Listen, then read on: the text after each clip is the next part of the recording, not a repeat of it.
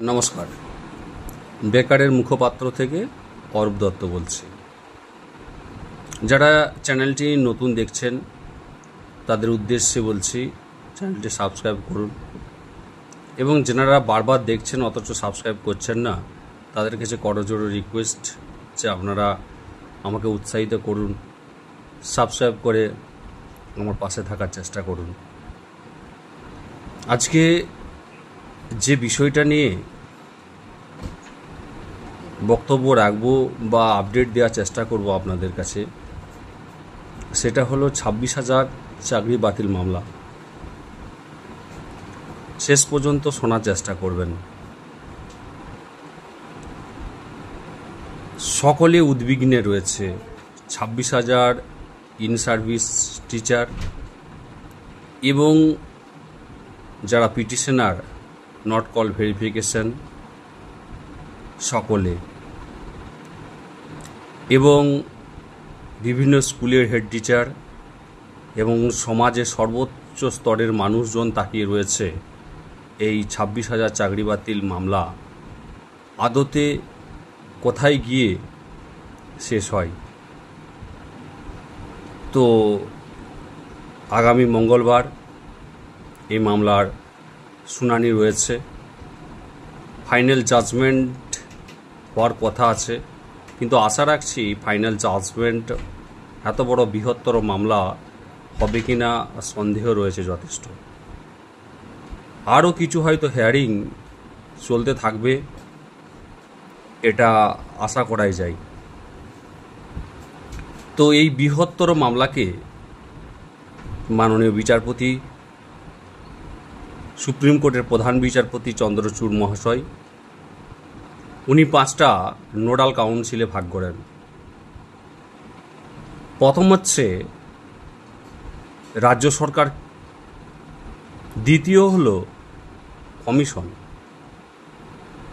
তৃতীয় হলো not call verification, যারা 2016 ডাক পায়নি, যারা বঞ্চিত, তাদের একটা নোডাল কাউন্সিল গঠন করা হয়, এবং সিবিআইকে নোডাল কাউন্সিল হিসাবে গ্রহণ করা হয়েছে।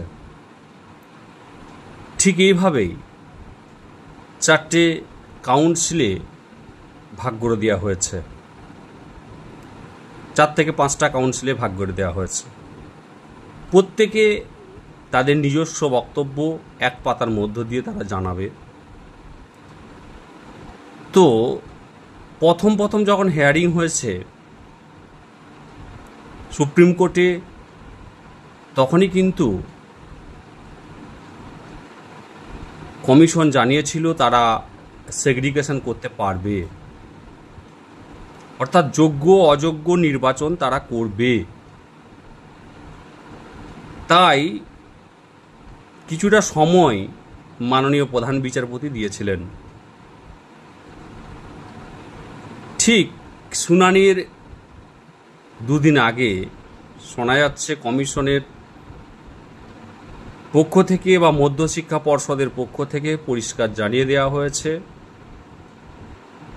প্রায় যে 26,000 চাকরি প্রার্থী যারা ছিলেন তাদের চাকরিতে কোনো অনিয়ম বেনিয়ম হয়নি, তারা সুষ্ঠুভাবেই চাকরি পেয়েছে। তাই যোগ্য অযোগ্যের কোনোরূপ প্রশ্নই থাকছে না। চরম আত্মবিশ্বাসের সাথে কমিশন বা মধ্যশিক্ষা পর্ষদ এনারা কোনো মতেই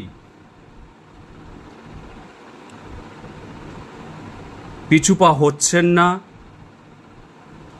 যেমনটা হাইকোর্টের স্ট্যান্ড ছিল ঠিক সেই রকম স্ট্যান্ডই তারা গ্রহণ করছে। 21শে জুলাইয়ের মঞ্চ থেকে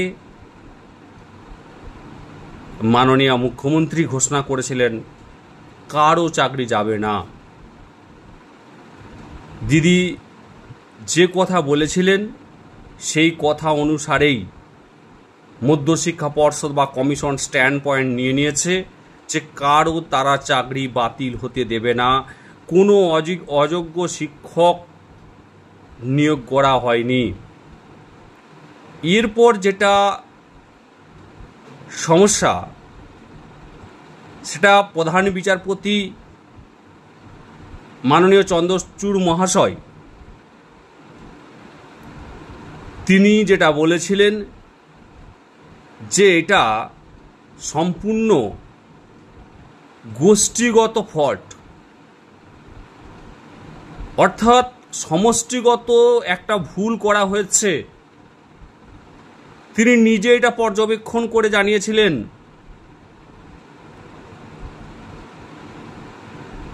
তিনি বলেছিলেন যে স্যাগ্রিগেশন যদি করা যায়, যোগ্য অযোগ্য যদি বিচার করা যায়, তাহলে কিন্তু আমি কখনোই চাইব না, বা সুপ্রিম কোর্ট কখনোই চাইবে না প্যানেলটা বাতিল হয়ে যাক।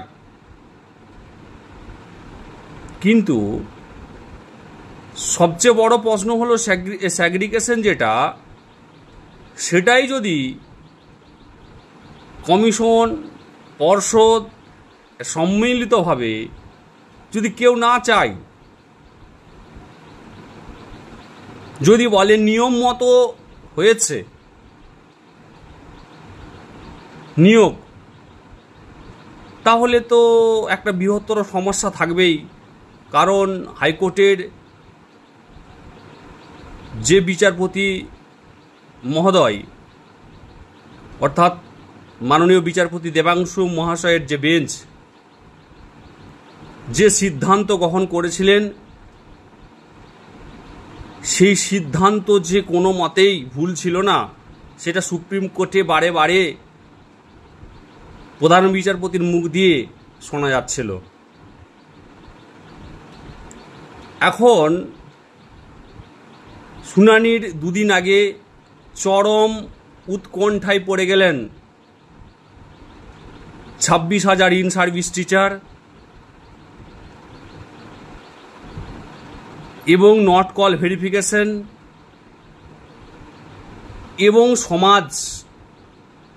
এবং সমাজের বহু শিক্ষিত শিক্ষাবিদ, বিভিন্ন জনের মধ্যেই একটা বাতাবরণ তৈরি হয়েছে। বিভিন্ন সূত্র মারফত যে খবর আসছে, তাহলে কি সম্পূর্ণ প্যানেল বাতিল হতে চলেছে? আর এই 26,000 প্যানেল বাতিলকে কেন্দ্র করে কিন্তু ভবিষ্যতে রাজ্যের উপর আরও খাড়া নেমে আসতে পারে। বিভিন্ন রকম চাকরির সমস্যা ঝুলে যেতে পারে।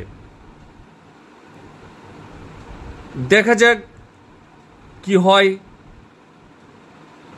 আমরা আশায় রইলাম। যারা সঠিকভাবে চাকরিটা পেয়েছিলেন, তাদের জন্য মনটা ভীষণ খারাপ হয়ে যাচ্ছে। কেউ টাকা দিয়ে পাবে, আর কেউ সঠিকভাবে চাকরিটা পাওয়ার পরও তার চাকরিটা নিয়ে টানাটানি হবে। এটা কখনোই কাঙ্ক্ষিত নয়, আর সেটা ভবিষ্যতে হতে চলেছে বলেই মনে হচ্ছে। আর এই 26,000 চাকরি বাতিলকে কেন্দ্র করে ভবিষ্যতে আরও বড় বড় সিদ্ধান্ত হয়তো নেমে আসতে পারে রাজ্যের বুকে। দেখা যাক কি হয়। সকলে ভালো থাকবেন। এইটুকুই ছিল কি আপডেট, সেটা আপনাদেরকে এগিয়ে দিলাম।